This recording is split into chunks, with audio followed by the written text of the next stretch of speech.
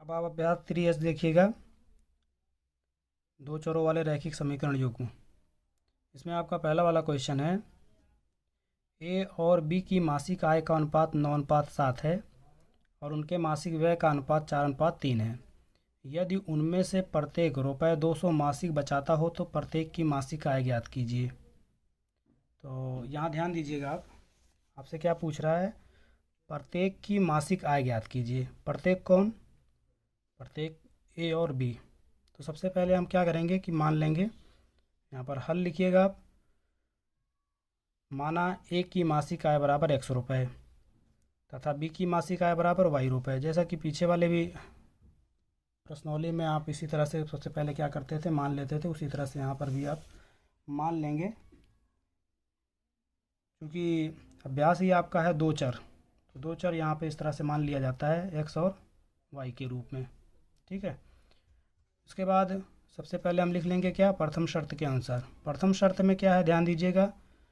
पहला शर्त है कि ए और बी की मासिक आय का अनुपात, मासिक आय हमने माना क्या है, x और y। ठीक है। इनका अनुपात दिया है 9:7। तो प्रथम शर्त के अनुसार इस तरह से आपका हो जाएगा x अनुपात y बराबर कितना, 9:7, क्योंकि कह रहा है कि ए और बी की मासिक आय का अनुपात 9:7 है।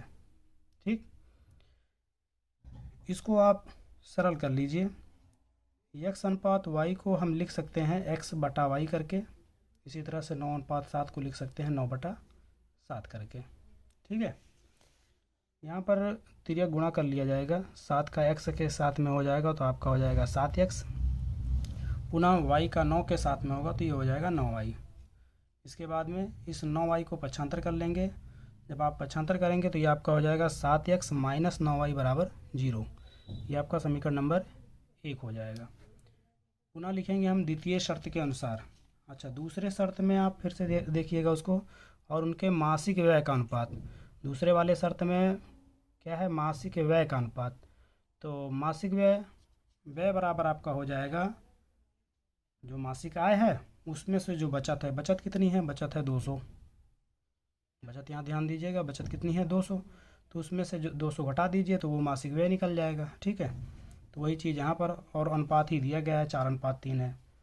तो यहाँ पर हम क्या करेंगे, सेम इसी तरह से जैसे ये आपका किया गया है, इसी तरह से इसको भी x - 200, क्योंकि प्रत्येक 200 बचा रहा है, उसी प्रकार से y - 200।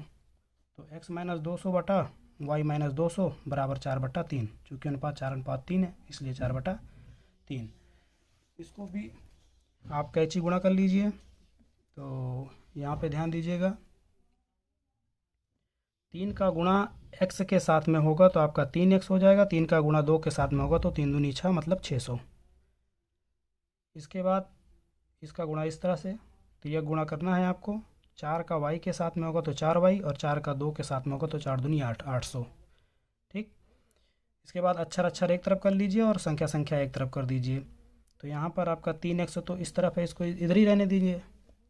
इस 4y को भी हम इधर ले आएंगे, तो ये आपका चूंकि इधर प्लस में है, इधर आएगा तो ये माइनस में हो जाएगा। इसी प्रकार -600 को आप इधर ले आएंगे, पक्षांतर कर दिया जाएगा, तो ये माइनस है तो इधर जाएगा प्लस में हो जाएगा। 3x - 4y इसको आप उतार लीजिए, बराबर का निशान लगाइए। -800 से जब आप 600 घटा देंगे, क्योंकि यहाँ पर एक माइनस में एक प्लस में, तो घटाया जाएगा। घटाएंगे तो आपका -200 आएगा, -200 क्योंकि -800 से घटाया जा रहा है। ये आपका समीकरण नंबर 2 हो जाएगा। ठीक। अब समीकरण नंबर 1 और 2 को हम विलोपन विधि की सहायता से हल कर लेंगे। विलोपन विधि में क्या होता है, आप जानते हैं कि गुणांकों को बराबर किया जाता है। किसी भी एक चर पद के गुणांक को क्या करते हैं, बराबर कर लेते हैं। तो ध्यान दीजिएगा, यहाँ पर समीकरण नंबर 1 में x का जो गुणांक है वो 7 है, जबकि y का गुणांक 9 है। 2 में देखिए x का गुणांक 3 है और y का गुणांक 4 है। तो यहाँ पर ऐसी कोई संख्या नहीं है कि किसी एक समीकरण को गुणा करके बराबर किया जाए। तो यहाँ पर क्या करेंगे, इसको हम इस तरह से कर लेंगे। यहाँ पर x वाले को बराबर कर रहे हैं, तो यह इस वाले समीकरण को, समीकरण नंबर 1 को क्या करिए कि 3 से गुणा कर दीजिए, और समीकरण नंबर 2 को इस वाले के गुणांक से अर्थात 7 से गुणा कर देंगे। ठीक है। इसी चीज़ को यहाँ पे लिख दिया गया है समीकरण नंबर 1 को 3 से तथा समीकरण नंबर 2 को 7 से गुणा करके घटाने पर क्यों? क्योंकि इसका भी चिन्ह प्लस में है और इसका भी चिन्ह प्लस में, इसलिए दोनों को क्या करेंगे, घटा दिया जाएगा। तो समीकरण नंबर 1 को 3 से गुणा करना है। तो समीकरण नंबर 1 को जब आप 3 से गुणा करेंगे तो यहाँ ध्यान दीजिएगा 3 सते 21, 3 सते 21 एक्स और 3 नवा 27, और इधर शून्य से आप करेंगे तो 3 शून्य शून्य। ठीक, इस वाले को दूसरे वाले को 7 से करना है। तो 7 त्रिक 21 पुनः 7 चौक 28 और ये आपका 7 दूनी 14। ठीक है, घटाने पर क्या होता है कि चिन्ह बदल जाता है। घटाने पर नीचे वाले का चिन्ह आपका बदल जाएगा। तो चूंकि ये प्लस में है ये आपका माइनस में हो जाएगा, ये माइनस में है ये आपका प्लस में हो जाएगा, ये माइनस में है ये भी प्लस में हो जाएगा। ठीक, 21x प्लस में है और 21x माइनस में, ये दोनों आपके कट जाएंगे। ठीक, 28y से 27y घटाएंगे तो आपका 1y आएगा, 1 नहीं लिखा जाता है, सिर्फ y रहेगा। प्लस 1400 से शून्य घटाना है तो ये आपका 1400 ही बचेगा। इस तरह से y की वैल्यू आ गई आपकी 1400। इस y का मान किसी भी एक समीकरण में रख लेंगे। यहाँ पर हमने जो समीकरण नंबर 1 में रखा है, y का मान समीकरण नंबर 1 में रखने पर समीकरण नंबर 1 आपका है 7x माइनस 9y बराबर 0। y के जगह पर आपको क्या रखना है, y के जगह पर आपको y का मान रखना है, अर्थात 1400 रखना है। तो यहाँ पर आप देखिए 7x माइनस पुनः 9 गुणा का निशान, इन दोनों के बीच में गुणा का निशान होता है, गुणा का निशान, और फिर y की वैल्यू आपकी क्या है 1400। अब इसी को हल कर लिया जाएगा। तो हल कैसे होगा, 7x तो आप इसको इधर ही रहने दीजिए, इस 14 से 9 का गुणा कर लीजिए। ठीक है, तो अभी आप गुणा नहीं करिए क्योंकि काटने में आसान रहेगा, सरल करने में। इसको डायरेक्ट ही आप पक्षांतर कर दीजिए उधर। ये आपका चूंकि माइनस में उधर जाएगा तो ये आपका प्लस में हो जाएगा। इस तरह से 9 गुणे 1400 x बराबर, इस 7 को जब आप पक्षांतर करेंगे चूंकि यहाँ गुणे के रूप में है, उधर जाएगा तो ये आपका बटे के रूप में हो जाएगा। ठीक है, अब देखिए यहाँ पर इसको आसानी से सरल किया जा सकता है। 7 से आप काटिए, 7 एक अन्नम 7, 7 दूनी 14, ये आपका 200 हो गया। 9 का गुणा 2 से कर लेंगे तो आपका ये 9 दूनी 1800। इस तरह से x की वैल्यू कितनी आ गई, 1800। अब यहाँ पर आपका x की वैल्यू निकल गई, y की वैल्यू निकल गई, लिख दीजिए। अतः a की मासिक आय बराबर 1800 रुपये तथा b की मासिक आय बराबर 1400 रुपये। क्लियर, यही आपका क्या हो गया, आंसर हो गया। क्वेश्चन नंबर 2, 2 अंकों की संख्या के अंकों का योग 9 है। इस संख्या का 9 गुना संख्या के अंकों को पलटने से बनी संख्या का 2 गुना है, वह संख्या ज्ञात कीजिए। संख्या आपकी कितने अंकों की है, 2 अंकों की। तो 2 अंकों में इकाई और दहाई होगा। तो आप क्या करेंगे, सबसे पहले मान लेंगे कि माना 2 अंकों की संख्या में दहाई का अंक बराबर x और इकाई का अंक बराबर y, तब संख्या बराबर आपकी हो जाएगी 10x प्लस y। अच्छा, ये कैसे 10x प्लस y, यहाँ पर थोड़ा सा इसको समझ लीजिएगा। जैसे कोई संख्या आप मान लीजिए, माना ये 25 है, तो ये 25 कैसे है, 25 20 5 25 है ना, 20 5 25। इसका मतलब ये है कि दहाई वाले अंक को 10 से गुणा किया गया है, तभी तो ये 20 हुआ, और इकाई वाला अंक वैसे का वैसा जोड़ लिया गया। तो यही चीज़, और हमने दहाई वाला अंक माना क्या है, हमने दहाई वाला अंक y माना है, दहाई वाला अंक x माना है, दहाई वाले अंक को x माना है और इकाई वाले अंक को y माना है। तब संख्या आपकी जो होगी वो होगी आपकी 10x प्लस y। दहाई वाले को किसने से गुणा करना है, 10 से गुणा करना है। संख्या वाले जितने भी क्वेश्चन होंगे आप हमेशा ध्यान रखिएगा, इसी तरह से आपको करना है। ठीक है ना, और फिर इकाई वाले अंक को ऐसे जोड़ लेना है। इस तरह से आपकी वो मूल संख्या हो जाएगी। क्लियर, तो माना 2 अंकों की संख्या में दहाई का अंक x और इकाई का अंक y, तब संख्या आपकी 10x प्लस y। आगे बात समझ में। प्रथम शर्त के अनुसार, प्रथम शर्त में ध्यान दीजिएगा क्या कह रहा है, 2 अंकों की संख्या के अंकों का योग। यहाँ पर सिर्फ और सिर्फ अंकों का योग है। अंकों का योग, अंक आपका है x और y है, तो अंकों का योग आपका मतलब x प्लस y बराबर 9। ये आपका प्रथम शर्त के अनुसार हो जाएगा। द्वितीय शर्त में क्वेश्चन को पढ़िएगा, इस संख्या का 9 गुना, किस संख्या का, यही जो आपकी संख्या है 10x प्लस y, इसका 9 गुना, यहाँ पर 9 गुना कर दीजिए। ठीक, आगे कह रहा है संख्या के अंकों को पलटने से, संख्या के अंकों को पलटने से, पलटने का मतलब ये है कि इकाई वाला अंक दहाई पे आ जाएगा और दहाई वाला अंक आपका इकाई पे आ जाएगा, 10 से गुणा वही होगा, ठीक है ना। तो ये पलट दिया गया संख्या 10y + x, समझ रहे हैं आप। आगे देखिए, पलटने से बनी संख्या का 2 गुना है, तो इसको आप 2 से गुणा कर दीजिए। क्लियर, इतनी बात समझ में आ गई। अब आप इसको सरल कर लीजिए। सरल कैसे होगा, 9 से इधर ब्रैकेट खोल लेंगे और इधर 2 से हम ब्रैकेट को खोल देंगे। 9 से करेंगे गुणा तो 9 दहाम 90, 9 का y से तो 9y हो जाएगा। 20, 2 का 10 से करेंगे तो 2 दहाम 20, 2 का x से करेंगे तो आपका 2x हो जाएगा। वही चीज़ इसमें भी आप करिएगा, अक्षर अक्षर एक तरफ और संख्या संख्या एक तरफ। तो यहाँ पर संख्या तो है ही नहीं है, सब अक्षर ही है, तो इन सब को आप पक्षांतर कर लीजिएगा। इधर सबसे पहले 90x + 9y, पुनः इन दोनों को भी आपको पक्षांतर करना है। जब आप पक्षांतर करेंगे तो चिन्ह ही बदलेगा और कुछ नहीं। तो आपका 20y इधर आएगा तो -20y, और ये आपका 2x - 2x। 90x से 2x यहाँ पे घटा देना है आपको, तो ये आपका हो जाएगा 88x, और 9y से 20y भी घटाया जाएगा तो ये आपका -11y होगा, चूँकि 20 आपका माइनस में है। -11y = 0, ये आपका समीकरण नंबर 2 हो जाएगा।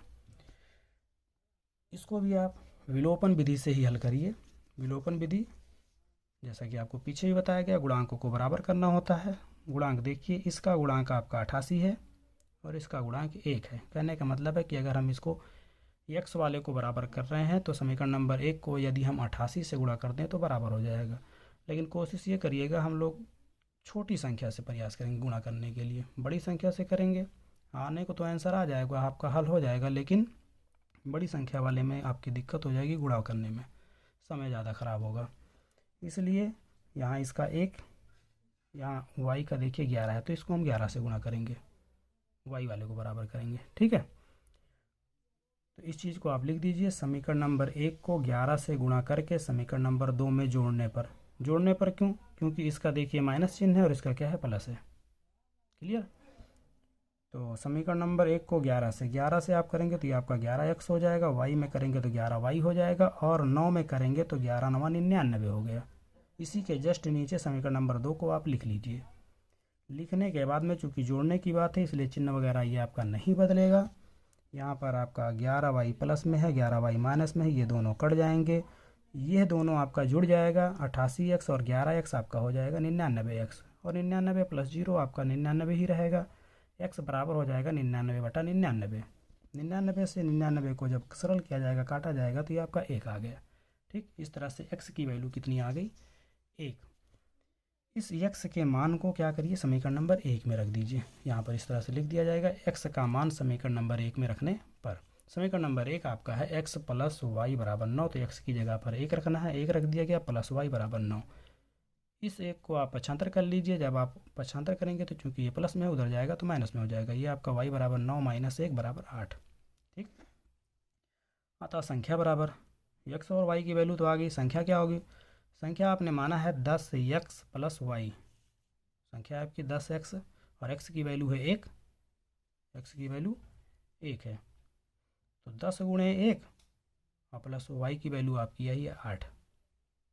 ठीक, 10 × 9 10 और ये 8, 10 8 18, इस तरह से आपका आंसर हो गया। क्वेश्चन नंबर 3 देखिए। अब आप क्वेश्चन नंबर 3 में है, क्या कह रहा है, एक पुस्तक विक्रेता ने अपनी पुस्तक ₹24 में बेचकर उतने ही प्रतिशत लाभ उठाया जितने रुपए में उसने पुस्तक को खरीदा था। पुस्तक का क्रय मूल्य बताइए। वैसे तो ये क्वेश्चन आपका इस वाले में होना ही नहीं चाहिए था, क्योंकि ये आपका द्विघात समीकरण का क्वेश्चन बन रहा है। द्विघात समीकरण वाली प्रश्नावली आपकी आगे हम पढ़ेंगे, लेकिन फिर भी यहाँ पे आपको हल कर दिया गया है, आप समझने की कोशिश करिएगा। सबसे पहले क्या पूछ रहा है, तो पुस्तक का क्रय मूल्य बताइए। सबसे पहले माना पुस्तक का क्रय मूल्य बराबर x रुपये बराबर लाभ प्रतिशत। ऐसा मैंने इसलिए लिख लिया है क्योंकि कह रहा है एक पुस्तक विक्रेता ने अपने पुस्तक ₹24 में बेचकर उतने ही प्रतिशत लाभ उठाया जितने रुपए में उसने पुस्तक को खरीदा था। तो खरीदा मतलब क्रय मूल्य, और क्रय मूल्य हमने x माना है, लाभ भी उतना ही है, तो यह दोनों आपके बराबर होंगे। विक्रय मूल्य, पुस्तक विक्रेता ने अपनी पुस्तक 24 में बेचा है, इसका मतलब उसको क्या नाम दिया जाएगा, विक्रय मूल्य। विक्रय मूल्य आपका हो गया 24 रुपये। अच्छा, लाभ बराबर क्या होता है, लाभ बराबर होता है विक्रय मूल्य माइनस क्रय मूल्य। मतलब कि जितने में किसी भी वस्तु को बेची गई है और जितने में खरीदी गई है उसको क्या करेंगे, हम घटा देंगे। तो विक्रय मूल्य कितना है 24 और क्रय मूल्य है x, तो ये आपका आ गया लाभ आ गया। प्रश्नानुसार लाभ प्रतिशत बराबर क्या होता है, लाभ प्रतिशत बराबर होता है लाभ गुणे 100 बटा क्रय मूल्य। ये आपका फार्मूला है, सूत्र है, लाभ प्रतिशत बराबर होता है लाभ गुणे 100 बटा क्रय मूल्य। और लाभ प्रतिशत आपका है x, कितना है x, ठीक। और लाभ है आपका 24 माइनस एक्स, लाभ आपका है 24 माइनस एक्स गुणा 100, और क्रय मूल्य आपका वही है x है।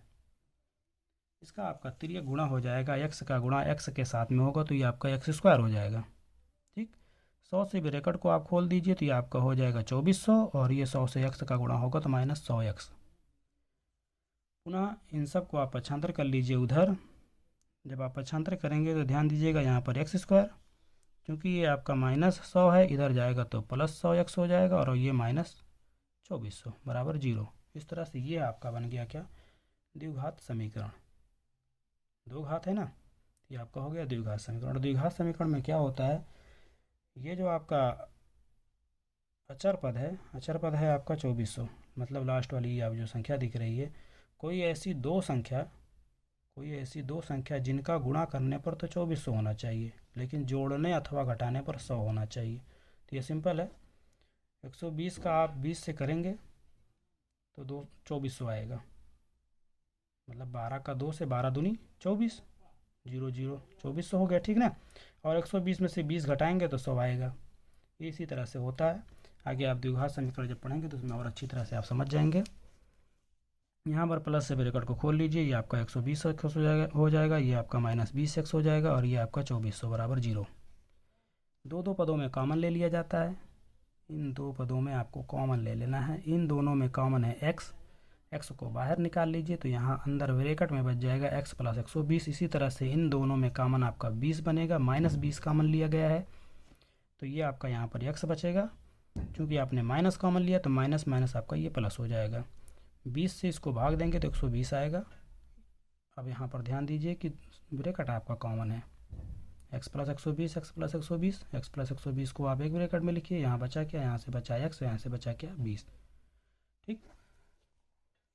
इसके बाद में क्या होगा कि दोनों को अलग अलग हम 0 के बराबर दिखाएंगे। इस चीज़ को यहाँ पे लिख दिया गया है, यदि x प्लस 120 बराबर 0 तो x बराबर माइनस 120। पुनः दूसरे वाले को यदि x माइनस 20 बराबर 0 तो x बराबर क्या हो जाएगा, 20 हो जाएगा। इसको पक्षांतर करेंगे आपका तो प्लस में हो जाएगा। चूँकि क्रय मूल्य माइनस में होगा नहीं तो इसको आपको नहीं लेना है, ठीक। अतः पुस्तक का क्रय मूल्य बराबर 20 रुपये। क्वेश्चन नंबर 4 देखिए, 5 पेंसिल तथा 7 कलमों का मूल्य 50 रुपये है, जबकि 7 पेंसिल तथा 5 कलमों का कुल मूल्य 46 रुपये है। एक पेंसिल तथा एक कलम का मूल्य ज्ञात कीजिए। इस टाइप के क्वेश्चन बहुत ही आसान है। इसमें सबसे पहले एक पेंसिल तथा एक कलम का मूल्य पूछ रहा है तो आप लिख लेंगे हल में, माना एक पेंसिल का मूल्य बराबर x रुपये तथा एक कलम का मूल्य बराबर y रुपये, ठीक है। प्रथम शर्त के अनुसार चूँकि यहाँ पे लिख रहा है कि 5 पेंसिल तथा 7 कलम, तो 5 पेंसिल, एक पेंसिल का x है तो 5 का क्या हो जाएगा, 5x हो जाएगा। एक कलम का मूल्य y है, 7 कलम का क्या हो जाएगा, 7y हो जाएगा। इन दोनों का मूल्य कितना है, 50 रुपये, तो आपका हो जाएगा 5x प्लस 7y बराबर 50। ये आपका समीकरण नंबर 1 हो जाएगा। द्वितीय शर्त के अनुसार में सेम इसी तरह से है, जबकि 7 पेंसिल तथा 5 कलमों का मूल्य 46 रुपये, तो यहाँ पर आपका हो जाएगा 7x प्लस 5y बराबर 46, समीकरण नंबर 2। इसको भी आप विलोपन विधि से हल करिए। समीकरण नंबर 1 को 7 से, समीकरण नंबर 2 को 5 से गुणा करने पर यहाँ पर हम x वाले गुणांक को बराबर कर रहे हैं। समीकरण नंबर 1 को 7 से, मतलब इस वाले के गुणांक से इसको गुणा कर दीजिए और इस वाले को इस वाले के गुणांक से। समीकरण नंबर 1 में 1 का जो x का गुणांक है उससे इसको करेंगे, ठीक है। तो वही चीज़ आपका यहाँ पे लिख दिया गया है। समीकरण नंबर 1 को 7 से, समीकरण नंबर 1 आपका ये है, 7 से करेंगे तो आपका 7 पचे 35 और 7 सता 49। यहाँ पर आप देखिए 7 पचे 35x और 7 सता 49 पुनः 7 पचे 35, 350। इसको 5 से करना है आपको, तो 5 सते 35, 50 25 और 5 से आप 46 में करेंगे तो 230 हो जाएगा। 5 छंग 30 के 0, 5 चौक 20 और 20 3 23। यहाँ पर आपने लिखा है घटाने पर आपका चिन्ह बदल जाएगा, ये माइनस माइनस माइनस। 35x से 35x आपके कट गए, 49 में से 25 आप घटा लेंगे तो ये आपका आ जाएगा 24y। 350 से 230 घटाएंगे तो आपका आएगा 120। y बराबर हो जाएगा 120 बटा 24, और 24 का पहाड़ा आप 120 के लिए पढ़िए तो 24 पंचे 120। इस तरह से y की वैल्यू आ गई 5। इस y के मान को किसी भी समीकरण में आप रख लीजिए। यहाँ पर हमने समीकरण नंबर 1 में रखा है, y का मान समीकरण नंबर 1 में रखने पर 5x प्लस 7y, y की मान कितना है 5, 5 रख लिया गया है, ठीक है, बराबर 50। 5x को यहीं पे आप रहने दीजिएगा, 7 पचे 35, उधर पक्षांतर कर लेंगे तो ये चूँकि प्लस में, इधर आपका हो जाएगा माइनस। 50 में से 35 तो 15, ये 5 आपका इधर आएगा तो बटे में हो जाएगा, 5 3 15, x बराबर 3। इस तरह से अतः पेंसिल का मूल्य हो जाएगा 3 रुपये, क्योंकि x की वैल्यू x, पेंसिल का मूल्य हमने माना कितना है, x रुपये है। इस तरह से अतः एक पेंसिल का मूल्य बराबर 3 रुपये तथा कलम का मूल्य बराबर 5 रुपये, जो y की वैल्यू है, ठीक है। इसके बाद में क्वेश्चन नंबर आपका 5 है।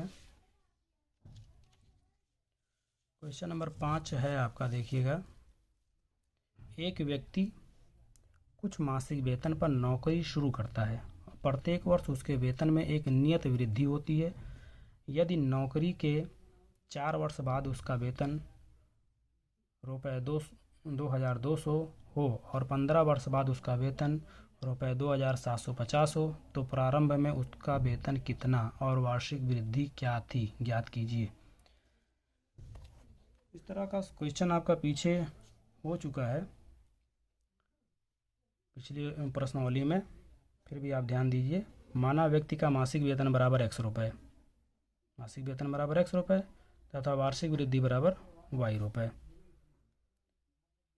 प्रथम शर्त के अनुसार, क्योंकि यहाँ पर ध्यान दीजिएगा, प्रत्येक वर्ष उसके वेतन में एक नियत वृद्धि होती है। यदि नौकरी के 4 वर्ष बाद उसका वेतन ₹2200 है, तो मासिक वेतन और 4 वर्ष बाद जो वेतन वृद्धि है उसका गुणा कर दिया जाएगा 4/, बराबर टोटल कितने होते हैं आपके, ये 2200 रुपये। यही आपका समीकरण नंबर 1 हो जाएगा। इसी तरह से द्वितीय शर्त में 15 वर्ष बाद की बात है, द्वितीय शर्त में 15 वर्ष बाद है, तो इस y वाले को 15 से गुणा करेंगे। x प्लस 15y बराबर कितना हो रहा है, 2750, ठीक। यहाँ पर देखिए x का गुणांक और x का गुणांक दोनों के बराबर हैं, कुछ नहीं करना है आपको। समीकरण नंबर 1 से समीकरण नंबर 2 को घटा देना है। समीकरण नंबर 1 से चाहे 2 को घटाइए, चाहे 2 से 1 को घटाइए। यहाँ पर हमने 2 से 1 को घटाया है, ठीक। समीकरण नंबर 2 से 1 को घटाने पर समीकरण नंबर 2 को सबसे आप ऊपर लिखिए, फिर समीकरण नंबर 1 को उसके नीचे लिखिएगा। घटाने पर आपके चिन्ह बदल जाएंगे, x से x का मान ये आपका कट जाएगा। 15 से 4 आप घटाएंगे तो 11y होगा, और 2750 से आप 2200 घटाएंगे तो ये आपका 550 हो जाएगा। अच्छा, 2 से 1 को क्यों घटाया, 1 से 2 को क्यों नहीं घटाया, क्योंकि यहाँ ध्यान दीजिए, इसका गुणांक आपका जो है, ये छोटी संख्या है, ये बड़ी संख्या है, वो ऋण वगैरह में होता, माइनस में आता, थोड़ा सा भूल चूक हो जाती। इसलिए आप भी यही करिएगा, जिसका गुणांक ज़्यादा दिखेगा आपको उसको ऊपर रखिएगा, मतलब उस वाले से छोटे वाले गुणांक को घटाइएगा। वही चीज़ यहाँ पर किया गया है, ठीक है। अभी आपका y बराबर 550, ये 11 आपका इधर आ जाएगा, तो बटा 11, 11 पचे 55। इस तरह से आपका y की वैल्यू आ गई 50। y का मान समीकरण नंबर 1 में रखने पर x प्लस 4y है चूँकि, तो 4 गुणे 50 बराबर 2200। x प्लस 200 बराबर 2200। इस 200 को आप पक्षांतर करेंगे, जब आप पक्षांतर करेंगे तो ये आपका -200 हो जाएगा, और 2200 से 200 घटा दिया जाएगा तो ये आपका 2000 हो गया। अतः x की वैल्यू निकल गई। अतः व्यक्ति का मासिक वेतन बराबर 2000 रुपये तथा वार्षिक वृद्धि बराबर कितना, 50 रुपये। यही आपका आंसर हो गया। क्वेश्चन नंबर आपका 6 है। हाँ, क्वेश्चन नंबर 6 है, मेवे के 700 ग्राम के एक पैकेट की लागत ₹72 है। इसमें कुछ काजू की गिरी और किशमिश है। यदि काजू की गिरी का भाव ₹96 प्रति किलोग्राम हो और किशमिश का भाव ₹112 प्रति किलोग्राम हो तो ज्ञात करो उस पैकेट में दोनों मेवों की तौल अलग अलग कितनी है। दोनों मेवों की तौल तो यहाँ पर हम मान लेंगे कि माना काजू की गिरी की तौल बराबर, माना पैकेट में काजू की गिरी की तौल बराबर x ग्राम तथा किशमिश की तौल बराबर y ग्राम। प्रथम शर्त के अनुसार मेवे के 700 ग्राम के एक पैकेट, तो दोनों पैकेट का आप जोड़ लीजिए x प्लस वाई बराबर कितना है, टोटल पैकेट है 700 ग्राम, तो x प्लस वाई बराबर 700 ग्राम। क्लियर हो गया ये आपका। ठीक, यहाँ आगे ध्यान दीजिएगा थोड़ा सा इसको, चूँकि 1 किलोग्राम काजू की गिरी का भाव कितना है, 96 रुपये, तो 1 ग्राम काजू की गिरी का भाव कितना होगा, 96/1000, चूँकि 1 किलोग्राम में 1000 ग्राम होता है, ठीक है ना। तो इसी तरह से 1 ग्राम का आपको हो जाएगा 96/1000 रुपये। तो x ग्राम का क्या होगा, उसको x को गुणा कर देना है बस आपको, 96/1000 गुणे x, इस तरह से आपको हो जाएगा 96x/1000। इसी प्रकार किशमिश वाले में भी आपको हो जाएगा इसी प्रकार। 1 किलोग्राम किशमिश का भाव 112 है, तो y ग्राम किशमिश का भार आपका हो जाएगा, किशमिश का भाव जो हो जाएगा 112y/1000 रुपये। दोनों का भाव, प्रश्न में क्या कह रहा है, दोनों का भाव कितना है, 72 रुपये। कितना है, 72 रुपये। तो दोनों का भाव बराबर 72 रुपये। तो इस तरह से आपका हो जाएगा 96x/1000 प्लस 112y/1000 बराबर 72। क्लियर, इसको अब आप हल कर लीजिए। यहाँ ध्यान दीजिएगा, दोनों का हर समान है। जब हर बराबर होता है तो हर को इस तरह से उतार लेते हैं, ऊपर वाले को ऐसे जोड़ लिया जाता है अंश को। ठीक, इस 1000 का आपका कैंची गुणा हो जाएगा, तिर्यक 1000 का गुणा इस 72 के साथ में होगा, तो 72 गुणा 1000 लिख उठेगा। इन दोनों में 16 कॉमन है, 16 कॉमन ले लेंगे, 16 छक्का 96 और 16 सत्ते 112, 16 कॉमन हो गया। इस 16 को आप पक्षांतर करिए, जब आप पक्षांतर करेंगे तो ये 16 आपका बटे में हो जाएगा। तो यहाँ बच क्या रहा है, 6x plus 7y, 6x plus 7y, 72 गुणे 1000/16। इसको आप सरल कर लीजिए तो ध्यान दीजिएगा, 8 दूनी 16 और 8 9 72, 2 से 1000 को काटिए, 2 पंचे 10, ये आपका 500। 9 से 5 का गुणा करेंगे तो 9 पचे 45, आगे 2 जीरो 4500। इस तरह से ये आपका समीकरण नंबर 2 हो गया, 6x प्लस 7y बराबर 4500। गुणांक देखिए, 1 का गुणांक यहाँ पर जो है बराबर नहीं है तो गुणा करना पड़ेगा, इस बात को लिख दीजिए। समीकरण नंबर 1 को 7 से गुणा करके समीकरण नंबर 2 से घटाने पर, यहाँ पर x के गुणांक को हमने बराबर किया है, सॉरी y के गुणांक को बराबर किया है। y का यहाँ गुणांक 1 है, जबकि यहाँ पर y का गुणांक कितना है, 7 है, तो इसको बराबर कर लिया गया है। समीकरण नंबर 1 को 7 से गुणा करके समीकरण नंबर 2 से घटाने पर, समीकरण नंबर 1 को जब आप 7 से गुणा करेंगे तो 7x प्लस 7y, 7 का जो है 700 में गुणा करेंगे, 7 7 49, आगे 2 जीरो, 7 7 49 मतलब 4900। इसी के जस्ट नीचे, चूंकि समीकरण नंबर 2 से घटाने पर है, इस समीकरण नंबर 2 को इसी के जस्ट नीचे आप लिख लीजिएगा। समीकरण नंबर 2 आपका ये है। क्लियर, लिखने के बाद में 7y प्लस में है, 7y माइनस में, ये दोनों आपके कट जाएंगे। 7x से 6x घटाएंगे तो 1x आएगा, 1 नहीं लिखेंगे, सिर्फ x बचेगा। 4900 से 4500 घटाएंगे तो 400 बचेगा, 9 में से 5 गए 4, बाकी 0 का 0। ठीक, इस तरह से x का मान आप क्या करेंगे, समीकरण नंबर 1 में, किसी भी समीकरण में आप रख सकते हैं। तो यहाँ पर समीकरण नंबर 1 आसान रहेगा, समीकरण नंबर 1 में रखने पर x का मान, समीकरण नंबर 1 आपका ये है। x की जगह पर कितना रखना है आपको, 400, 400 प्लस y बराबर 700। 400 को आप 75 करिए तो 700 माइनस 400, 700 में से 400 घटेगा तो आपका 300 आएगा। इस तरह से अतः पैकेट में काजू की गिरी की तौल बराबर 400 ग्राम और किशमिश की तौल बराबर 300 ग्राम। क्लियर हो गया। क्वेश्चन नंबर आपका 7 हमने नहीं हल किया है, क्वेश्चन नंबर 7 को आप स्वयं हल करिएगा, इसलिए कि पिछली प्रश्नावली का ये आपका पिछली प्रश्नावली में आपका जो 3G में कौन सा है 3G का क्वेश्चन नंबर 23 हमने पिछली वीडियो में इसको हल कर दिया था, और यहाँ पर थोड़ा सा आपको हम समझा दे रहे हैं, दोनों को यहाँ पर साथ में रखे हैं, यहाँ पर देखिएगा। और इसको हल करके कमेंट बॉक्स में हमको इसका आंसर ज़रूर बताइएगा। यदि आप हल नहीं कर पा रहे हैं तब भी हमको बताइएगा, और अगर हल कर लेते हैं तो कमेंट बॉक्स में इसका आंसर हमको बताइएगा। ध्यान दीजिएगा, पहले आप क्वेश्चन नंबर 23 प्रश्नावली 3G। एक नगर में टैक्सी के भाड़े में एक नियत भाड़े के अतिरिक्त चली गई दूरी पर भाड़ा सम्मिलित किया जाता है। 10 किलोमीटर दूरी के लिए भाड़ा ₹105 है तथा 15 किलोमीटर के लिए भाड़ा ₹155 है। नियत भाड़ा तथा प्रति किलोमीटर भाड़ा क्या है? नियत भाड़ा तथा प्रति किलोमीटर भाड़ा क्या है? नियत भाड़ा तथा प्रति किलोमीटर भाड़ा क्या है? यहाँ पर देखिए, किराए पर पुस्तक देने वाले किसी पुस्तकालय का प्रथम 3 दिनों का एक नियत किराया है। जैसे वहाँ पर एक नियत भाड़ा था, वैसे यहाँ पर भी एक नियत किराया है, ठीक है ना। तथा उसके बाद प्रत्येक अतिरिक्त दिन के लिए अलग किराया है। प्रत्येक अतिरिक्त दिन के लिए अलग किराया, जैसे कि यहाँ पर है अतिरिक्त चली गई दूरी पर भाड़ा अलग से है, ठीक।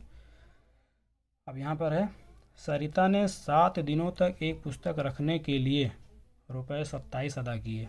ये आपकी प्रथम शर्त हो जाएगी, ठीक। जबकि सुशी ने एक पुस्तक 5 दिनों तक रखने के लिए ₹21 अदा किए। ये आपकी द्वितीय शर्त में होगा। नियत किराया तथा प्रत्येक अतिरिक्त दिन का किराया ज्ञात कीजिए। सबसे पहले आप लिखेंगे माना नियत भाड़ा यहाँ पर है, तो आप यहाँ मानेंगे माना नियत किराया बराबर ₹100। माना नियत किराया बराबर ₹100। प्रति किलोमीटर भाड़ा है, तो यहाँ पर आप लिखेंगे प्रत्येक अतिरिक्त दिन का किराया बराबर, क्या लिखेंगे अगले वाले में, प्रत्येक अतिरिक्त दिन का किराया बराबर ₹Y। माना नियत किराया बराबर ₹100 और प्रत्येक दूसरी में तथा प्रत्येक अतिरिक्त दिनों का किराया बराबर ₹Y। प्रथम शर्त के अनुसार जैसे यहाँ पर x + 10 y बराबर 105 है, तो यहाँ पर नियत वाला तो रहेगा ही, x रहेगा ही, ठीक। और कितने दिनों का है? 7 दिनों का। ये पॉइंट नोट करिएगा, 7 दिनों का है। जैसे यहाँ पर 10y है, तो इस वाले में आपका 7y रहेगा। क्या रहेगा? 7y। x + 7y बराबर यहाँ पर 105 है, तो यहाँ पर आपका है 27, ठीक। ये आपका समीकरण नंबर 1 हो जाएगा। x + 7y बराबर 27। द्वितीय शर्त के अनुसार x तो रहेगा ही, क्योंकि नियत भाड़ा जो है, नियत किराया वही रहेगा आपका। 15y यहाँ पर है, और ये आपका 5 दिन के लिए रख रही हैं, तो आपका यहाँ पर रहेगा 5y रहेगा। इनके में 15y है और आप में रहेगा 5y बराबर 155 है, तुम्हारे में रहेगा 21। तो द्वितीय शर्त के अनुसार x + 5y बराबर 21। बाकी का आगे आप हल कर लीजिएगा, किसी भी विधि से, विलोपन विधि से आप हल करिएगा, डायरेक्ट ही हो जाएगा, ठीक। तो इसको हल करके हमको इसका आंसर ज़रूर बताइएगा। क्वेश्चन नंबर 8 देखिए। अब आप क्वेश्चन नंबर 8 है आपका, कुछ धन किसानों के बीच बराबर बराबर बांटा जाना है। यदि 2 किसान कम होते तो प्रत्येक को ₹105 अधिक मिलते। यदि किसानों की संख्या 2 अधिक होती तो प्रत्येक किसान को ₹30 कम मिलते। कुल धनराशि और किसानों की संख्या ज्ञात कीजिए। जैसा कि मैंने आपको पीछे भी समझाया था, जो क्वेश्चन में पूछ रहा है तुरंत ही उसको मान लीजिए, कुल धनराशि और किसानों की संख्या। लेकिन यहाँ पर एक पॉइंट ये है, अगर हम यहाँ पर कुल धनराशि मान लेंगे ना, तो ये आपका क्वेश्चन फिर फंस जाएगा। इसको हल करने में प्रॉब्लम होगी। हल तो होगा, ऐसा नहीं कि हल नहीं होगा, लेकिन प्रॉब्लम हो जाएगी, बहुत बड़ा आपका हल होगा फिर ये। तो इसको मानने के लिए आप इस तरह से मानिएगा, ध्यान दीजिएगा। ये महत्वपूर्ण क्वेश्चनों में से है। माना किसानों की संख्या बराबर x। पहले हम मान लेंगे किसानों की संख्या। माना किसानों की संख्या बराबर x। प्रत्येक किसान को मिला रुपया बराबर y, क्योंकि किसानों के बीच बराबर बराबर रुपया बांटा जाना है, तो इसलिए इसको आप मानेंगे प्रत्येक किसान को मिला रुपया बराबर y। प्रथम शर्त के अनुसार ये किसान की संख्या है x। अगर ये किसान 2 ठो कम होते, कितने कम होते, 2 किसान कम होते, तो प्रत्येक को 50 रुपये ज़्यादा मिलता, 50 रुपये ज़्यादा मिलता। ठीक है ना। अच्छा, यहाँ पर एक चीज़ ये जो है, तब कुल धनराशि आपकी हो जाएगी XY। कुल धनराशि किसानों की संख्या और प्रत्येक किसान को मिला रुपया बराबर, उन दोनों को गुणा कर लेंगे तो ही तो होगा कुल धनराशि। ठीक है ना। तो प्रथम शर्त में आपका, प्रथम शर्त के अनुसार अगर 2 किसान कम होते तो प्रत्येक को कितना मिलता, 50 रुपये ज़्यादा मिलता। ठीक है ना। इस तरह से ये दोनों आपका गुणा हो जाएगा तो बराबर कितना, वही कुल धनराशि। इसको आप सरल कर लेंगे। तो सरल करने के लिए पीछे इस तरह से आयत वाले क्वेश्चन में इस तरह से हुआ है, वहाँ पर भी आप देख लीजिएगा पिछली वीडियो में। यहाँ पर वैसे करा दे रहे हैं, देखिए x का y से साथ में y के साथ गुणा होगा तो XY हो जाएगा, x का 50 के साथ में 50x, -2 का y से तो -2y, -2 का 50 से तो -100 बराबर XY रहेगा। XY से XY आपका कट जाएगा। ठीक, 50x -2y, 100 को 75 कर लेंगे उधर, तो इस तरह से आपका हो जाएगा ये समीकरण नंबर 1।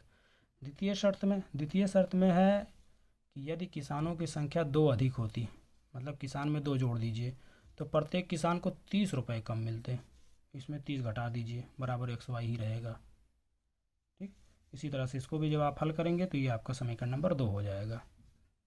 ठीक है, यहाँ पर ध्यान दीजिए, इसका भी गुणांक 2 है और इसका भी गुणांक 2 है, ये आपका माइनस में है और ये आपका प्लस में है, तो सीधा सीधा आपको क्या करना है, समीकरण नंबर 1 और 2 को जोड़ लेना है। बस यहाँ पर लिख देंगे समीकरण नंबर 1 और समीकरण नंबर 2 को जोड़ने पर 1 और 2 को जस्ट ऊपर और नीचे आप लिख लीजिए इस तरह से। ठीक है,